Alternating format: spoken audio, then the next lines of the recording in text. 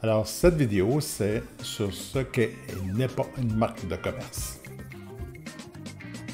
Une petite parenthèse ici, la prochaine vidéo sera comment déterminer où on en est une fois que l'on sait de quoi on parle. Ce que n'est pas une marque de commerce. Je pense que la majorité font la distinction, mais juste pour être sûr qu'on se comprend, on associe souvent la marque de commerce à son image et par ricochet, on se concentre parfois un peu trop sur son logo et sa promotion comme étant la priorité pour se faire connaître. Bon, alors on investit beaucoup dans ce qu'a l'air le logo, mais la plupart d'entre nous, je pense qu'on sait très bien que la marque d'une entreprise, c'est pas seulement le logo et c'est pas seulement la publicité qui va réussir à la faire connaître. Le problème, évidemment, c'est que pour une entreprise de moindre envergure, on n'a pas toujours les moyens d'entreprendre un méga projet pour mettre sur pied une identité, une marque avec les ressources et l'équipe d'une agence de publicité.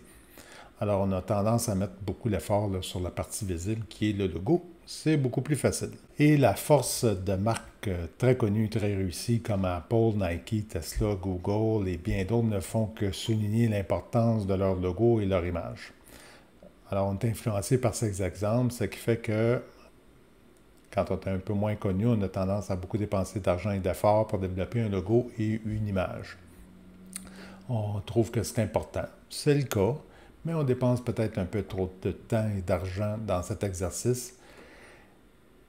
Et c'est aussi parce que c'est facile d'intéresser tout le monde, puis c'est très amusant à faire.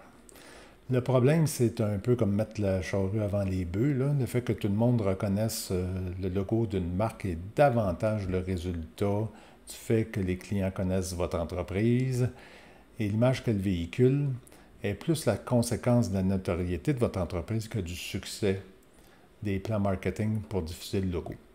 La preuve, c'est que si l'entreprise a une très mauvaise réputation, le logo ne va pas renverser cette réputation. Si je vous donne comme exemple les logos suivants, c'est des entreprises qui sont soit détestées ou dont leur sujet est une controverse pour bien du monde. Alors, Trump, Facebook, Weinstein, Monsanto, Uber, Equifax. Et si je vous donne aussi, par exemple, des exemples de marques qui ont une excellente réputation en ce moment, Rolex, Walt Disney, Microsoft, Sony, Ford, Netflix, Canon, Nintendo, Google, Samsung, Costco, Kraft, UPS et bien d'autres. Pour chacune de ces entreprises qui ont soit une bonne ou une mauvaise réputation, ce n'est pas le logo qui fait la différence, c'est leur réputation. Juste pour ajouter à tout ça, voici quelques exemples de mauvais logos et de logos très ordinaires d'entreprises très, très connues. C'est une opinion personnelle, là, je vous l'admets, mais vous serez probablement d'accord, j'espère. Voici quelques exemples à consulter ou à voir comme logo. Il y a Kraft, Airbnb, Mountain Dew, Wendy's. Ce n'est certainement pas leur logo qui les a aidés à devenir ce qu'ils sont aujourd'hui. Et que dire de IKEA? Assez ordinaire comme logo, là. Alors, comment je devrais bien ça? Si on réussit à atteindre un chiffre d'affaires de 47 milliards US avec ce logo, peut-être pouvez-vous encore faire un petit bout de chemin avec le logo. Bon, maintenant, si vous avez envie d'en faire un beau logo, ne vous gênez pas, c'est votre privilège. Si vous, votre entourage, ça vous rendrait fier, plus heureux, plus productif, ça peut justifier amplement d'en faire un nouveau. Mais ajustez vos attentes par rapport à l'effet levier que ça n'aura probablement pas sur vos revenus. Et pour ce qui est de devenir connu, c'est une autre tâche qu'il faut accomplir.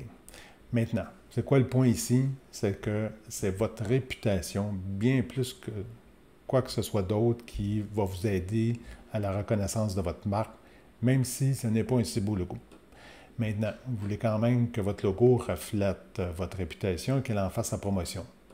Que ce soit un élément de rappel auprès de votre clientèle. Donc, que faites-on?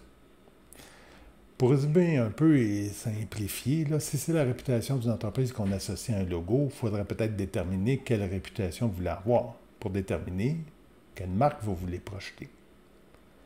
Ce qu'il faut faire, c'est établir un lien entre votre réputation et l'image que vous projetez, votre logo.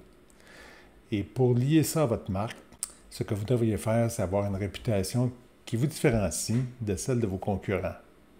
C'est dans la différence qu'on établit une marque. Pour que même dans le même domaine d'activité, on vous perçoive différemment de vos concurrents. Pour y parvenir, vous suggère de montrer quelque chose de différent. La question, c'est quoi? Mais quoi? Pour y répondre, habituellement, c'est dans ce que vous trouvez important. La raison pour laquelle vous offrez votre produit ou service, un aspect bien spécifique pour lequel vous ne faites jamais, ne ferez jamais de compromis. Cette caractéristique unique de votre entreprise, vous et votre équipe, c'est l'élément clé de votre image à développer et à associer à votre nom, votre logo, vos employés, etc. C'est probablement unique chez vous, quelque chose que vos concurrents ne feront jamais, ne font jamais. Je vous donne des exemples. Même en situation très controversée, avec Tiger Woods ou Colin Kaepernick, Nike est resté derrière ses athlètes. Amazon, ils font tout pour livrer tout plus rapidement que quiconque, rendre le service toujours meilleur, plus rapide. Apple se concentre sur l'innovation, la facilité d'utilisation, la qualité des designs, la qualité du produit. McDonald's, toujours la même, sans surprise où que vous alliez. Rolex, un signe de réussite, d'accomplissement. Maintenant, la réputation, c'est complexe. Il y a plusieurs dimensions à ça. Il y a plusieurs points de vue à tenir compte aussi. Exemple, juste du point de vue du consommateur, du client, il y a des critères comme ce qu'ils pensent du produit, de votre entreprise, de votre gouvernance, leur expérience personnelle avec votre produit ou votre entreprise, votre participation dans la communauté, etc.